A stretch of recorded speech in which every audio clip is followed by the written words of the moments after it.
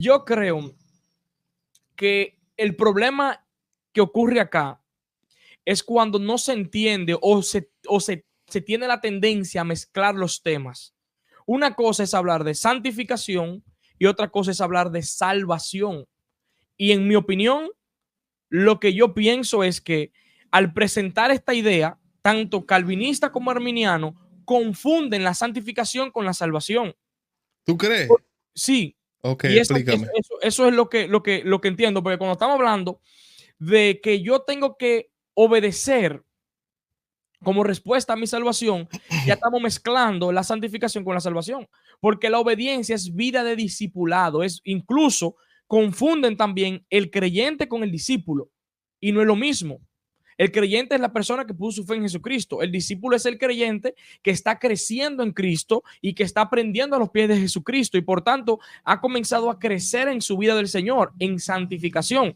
Porque tú muy bien sabes que la santificación se puede ver de dos ópticas. La posicional, que esa es la que conocemos como la justificación, inmediatamente fue justificado, soy santo delante de Dios, pero de manera práctica no. De manera práctica yo tengo que vivir en santidad. Entonces, el problema está que cuando yo digo que si una persona ha creído en Cristo y no está obedeciendo, no fue salvo. No, lo que yo tengo que ve cómo se mezcló. Lo que tengo que concluir es esa persona no está viviendo en santidad. Esa persona no está viviendo en el señorío de Cristo. Esa persona necesita ser discipulado, porque lo que yo he estado proponiendo es que nosotros tenemos que separar los temas porque vamos a terminar señalando a un cristiano inmaduro como no cristiano y a predicarle el evangelio desde cero, a evangelizarlo, porque este es un inconverso por cómo vive. Y yo no me estoy percatando que este caballero lo que necesita es ayuda, discipulado, porque hay que analizar un punto. Ante una vieja criatura, atada a sus vicios, vamos a suponer el caso de una persona que tenga 30 años de su vida adicto a una sustancia, lo que sea, o adicción a la pornografía o cualquier otra cosa, y que de repente tuvo un encuentro con el Señor y él creyó la promesa y Dios lo justificó, le depositó su Espíritu Santo, sí fue una nueva creación, pero recuerda que esta nueva creación tiene ahora el pecado remanente. Esa persona tiene una nueva naturaleza, pero tiene una vieja naturaleza. El viejo hombre todavía está vivo. El viejo hombre no ha desaparecido. Entonces, por eso es que la Biblia tiene tantas argumentaciones de que no vivan de la manera antigua, porque puedo vivir de la manera antigua. No obedezcan al viejo hombre, porque puedo obedecer al viejo hombre. Sométanse, vivan en santidad, porque no puedo vivir en santidad. ¿Entiendes? Por eso hay tantos mandamientos en el Nuevo Testamento a que nosotros crezcamos en el Señor, porque se puede dar lo contrario, a no crecer. Porque mi dos naturalezas puede una, la carnal, ser fortalecida y vivir como un cristiano carnal. De hecho, ese es el problema de Corintio. Los hermanitos eran unos carnales y eso es lo que Pablo le está reprendiendo. Entonces, ese es el punto de que a veces al confundirlo, yo no entro bien en la aplicación, en la práctica, cuando voy a trabajar con una persona que tiene un problema, que tiene una adicción, y yo digo, hay que exorcizarlo, en vez de yo entender que lo que necesita es discipulado, cercanía, ayuda, oración, acompañamiento, en vez de evangelismo. Pues con todo lo que tú dijiste, tú sabes lo interesante de esto. Con todo lo que tú dijiste, yo estoy 100% de acuerdo. Lo que no estoy de acuerdo es con la conclusión a la que tú llegas con eso. Ok, ¿cuál es la conclusión? Ok, por ejemplo, yo estoy 100% de acuerdo que no es lo mismo la justificación y la santificación. Sí. Que la justificación es una declaración instantánea que Dios hace. La santificación es un proceso. Ok. Ahora, como yo soy de lo que piensa que estoy convencido por la Biblia que la salvación no es que se pierde, pero se desecha. La persona puede caer de la gracia. Por eso están las advertencias claras y con un vocabulario tan fuerte en la palabra acerca de eso. Porque lo que tú estás describiendo es una persona que está creciendo su santificación. Y yo estoy totalmente de acuerdo que nosotros tenemos que tener mucho cuidado porque podemos mirar a esa persona y convertirnos en fariseos ciegos que la juzgamos. Que, por ejemplo, cuando fueron los dos al templo y uno decía, Señor, yo diezmo siempre, hago limón, hago esto y lo otro, y el otro publicano se daba en el pecho y decía, Señor, sé propicio a mí, pecador. El uno salió justificado y el otro no. Entonces, tenemos que tener cuidado con esos, no ser rápido. Ahora, en la manera práctica, y esta es la pregunta que yo te hago para no adelantarme y reaccionar a algo que quizás yo no te estoy entendiendo bien. Okay. En la manera práctica, ¿cómo se ve esto en la disciplina en la iglesia? Te voy a poner un ejemplo. Dale. Llega el hermanito, recién convertido, empezamos a trabajar con él, ¿verdad? Pasa un año, pasa dos, pasa tres, el hermanito va creciendo en su santificación. Y de repente el hermanito empieza a alimentar un espíritu un leoncillo de mentira que tiene. Sí. Tú sabes de esos hermanitos que tú sabes que están mintiendo. ¿Ah? Que es mitómano, que está acostumbrado a decir mucha mentira y que en su vida pasada y ahora volvió a decirla. Digo, si te parece. Cada vez que está en un punto que cada vez que abre la boca, tú sabes que es una mentira. ¿Cómo nosotros, la iglesia, hacemos una disciplina para corregir a ese hermano, para ayudarlo a seguir en su proceso de santificación? Decimos, él está en el proceso de santificación, está bien, no te preocupes. O hay algo que se debe hacer con eso. Sí, se debe hacer. Claro, Mateo 18 nos dice cuál es el procedimiento.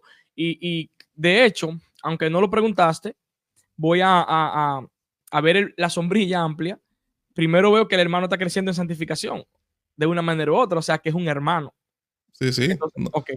Todavía no lo hemos, porque ese es uno de los problemas que yo tengo, ¿verdad? En el sentido de que, por ejemplo, vamos a darle otro ejemplo. La Biblia te da unos requisitos para los ministros, tanto para los obispos, los ancianos, y como para los diáconos, que son los servidores de la iglesia. Eso está en Primera de Timoteo y Tito. Y quizá algún día lo podemos ver. Si yo no cumplo con esos requisitos, yo todavía soy parte de la iglesia. Yo todavía estoy creciendo en mi santificación. Pero yo no me puedo ahora, porque tengo un don o un talento, poner en una posición de obispo o de diácono si no cumplo con uno de esos requisitos morales, de carácter. Sí. ¿Eso es algo que se practica en el círculo tuyo o se puede, si alguien demuestra un problema de carácter moral, se puede poner en posiciones de diácono o de líder en la iglesia? No, claro que no. Tiene que pasar por el escrutinio bíblico, claro que sí. No se escoge para liderazgo una persona con hábitos pecaminosos así tan públicos, de esa clase de pecado así, como que es ladrón, como que es fornicario, como que es borracho, como que es una persona con una ira incontrolable, que siempre está con contienda. Obviamente que no, se toma en cuenta lo que dice Pablo a Timoteo y a Tito acerca de los ancianos, obviamente sí.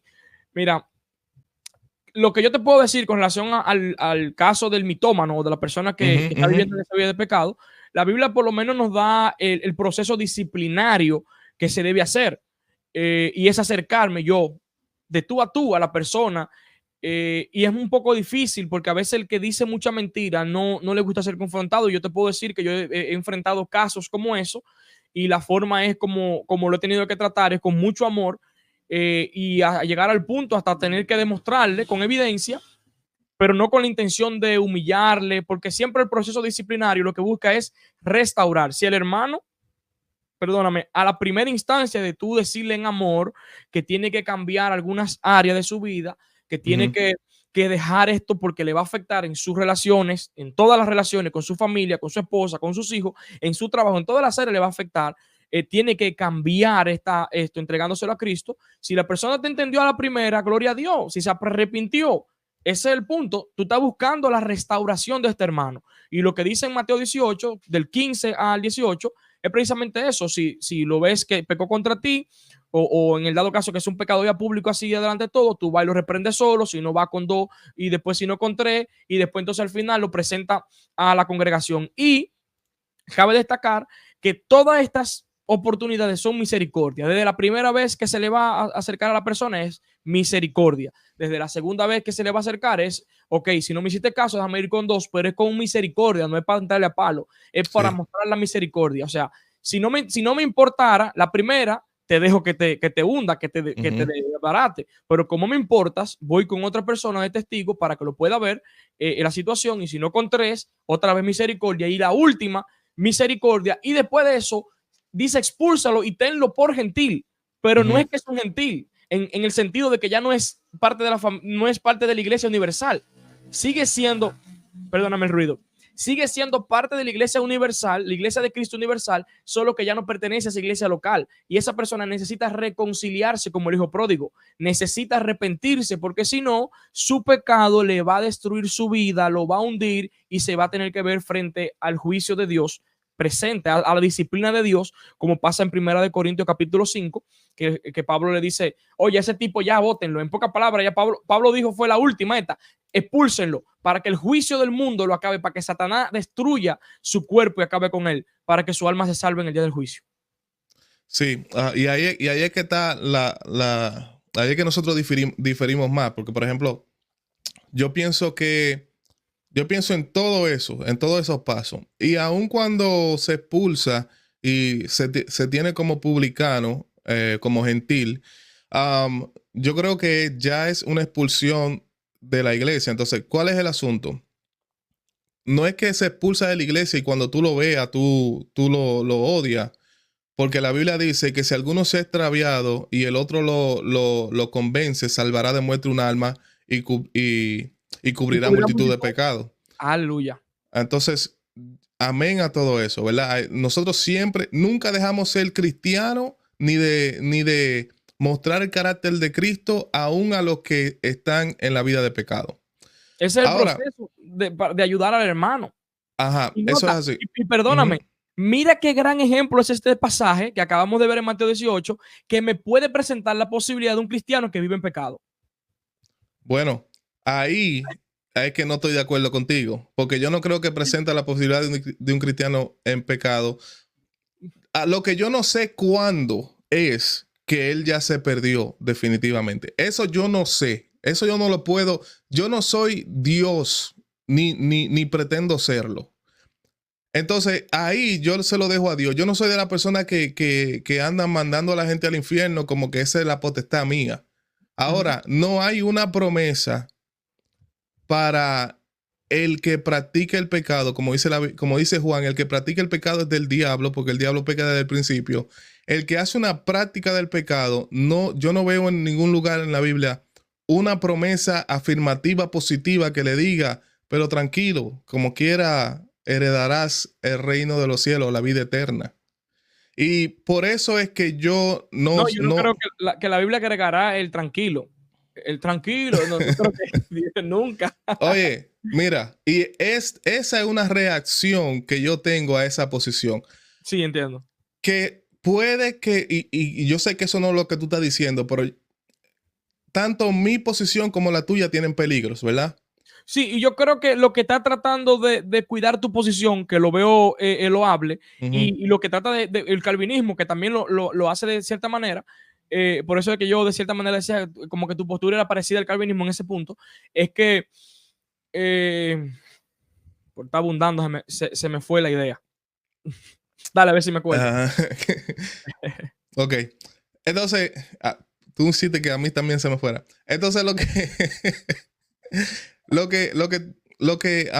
que yo veo es que el peligro es que la persona se autojustifique a sí misma en su pecado.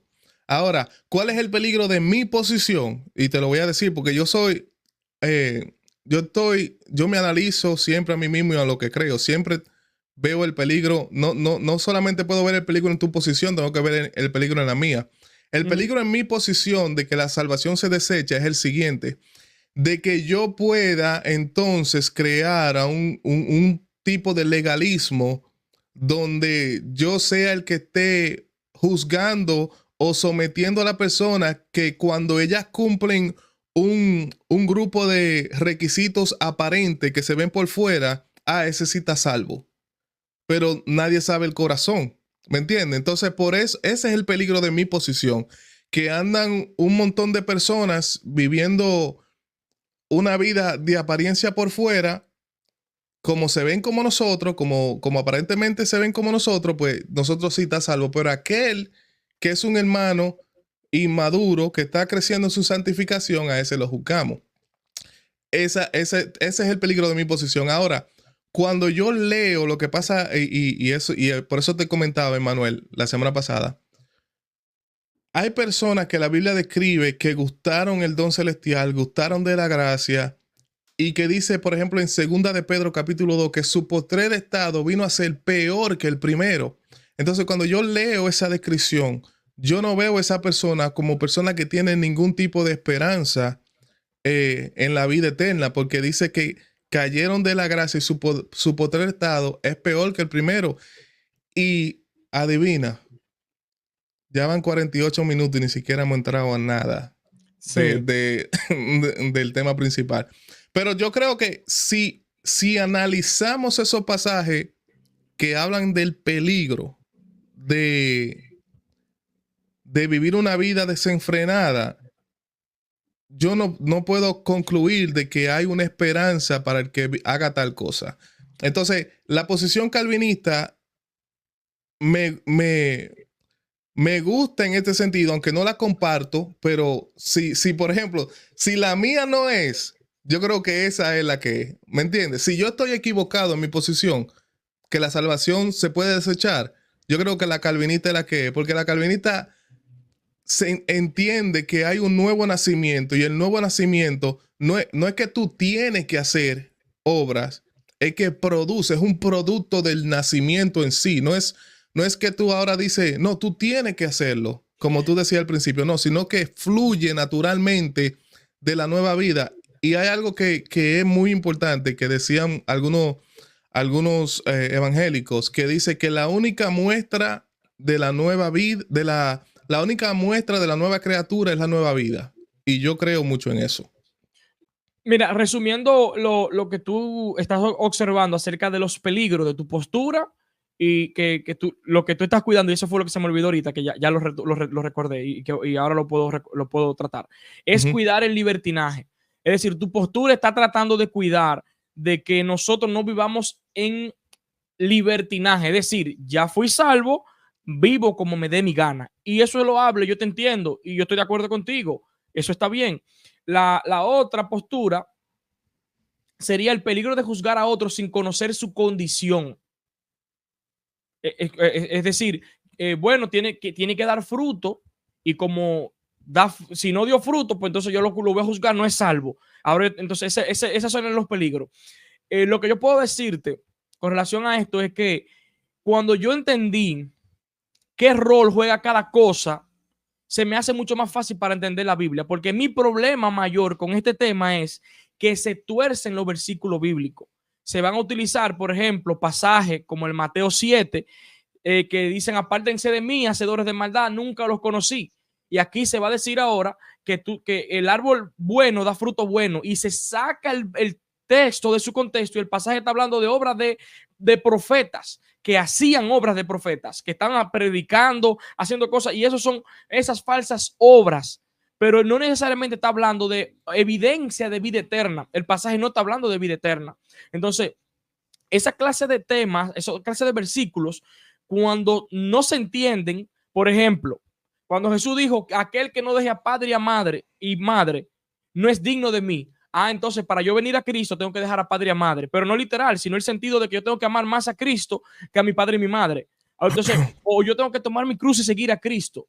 Y se van a tomar estos pasajes de que yo tengo que hacer una vida de sometimiento y de acción para poder ser salvo. Entonces, por eso es que yo digo que cuando no se entiende este punto, lo que vamos a concluir es que yo tengo que someterme a Cristo para ser salvo. y eso es obra, eso es señorío, eso es acción, porque te decía ahorita que yo sé cuál es el problema del calvinismo con este punto, porque ellos creen que la fe es una acción y por tanto pueden utilizar estos pasajes y como Lucas 15, el pasaje del hijo pródigo lo utilizan para predicar el evangelio. Y Lucas 15 te puede ser de manera aplicativa, se puede predicar el evangelio de manera aplicativa, pero el mensaje de Lucas 15 es de un hijo que se fue de la casa de su papá y regresó.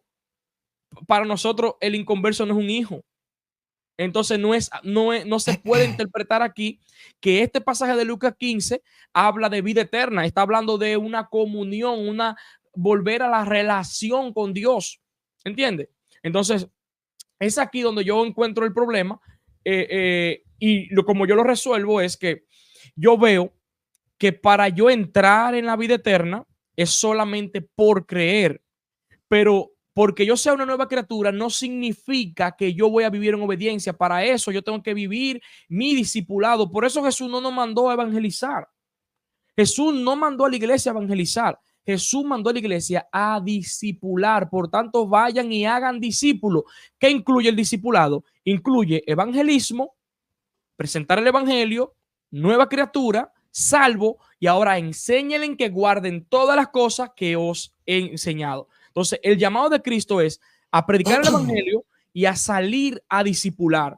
¿Entiendes? Entonces, por esa razón, yo creo que un cristiano nacido de nuevo no debe vivir en el pecado porque el trabajo nuestro es discipular y hemos mezclado la salvación con el discipulado y aquí no hemos perdido y vamos y salimos a las calles, predicamos el evangelio a una persona y porque vino a Cristo me voy para mi casa contento y gozoso, gloria a Dios que un alma se salvó y lo suelto en banda. Y yo creo que ese es el peor daño que nosotros como iglesia podemos hacer porque eso es lo mismo como embarazar a una muchacha en la calle y soltarla en banda con tu muchacho.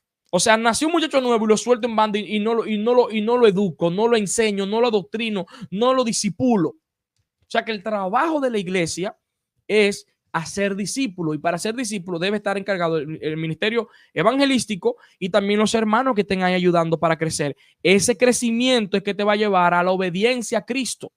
Por eso mi énfasis está en separarlo para que como iglesia nos enfoquemos en hacer discípulos, porque estamos tirando hijos al mundo y dejándolo a la intemperie a que Dios lo ayude. Dios lo va a ayudar, pero tristemente vemos los casos de la vida de pecado. Y eso es posible.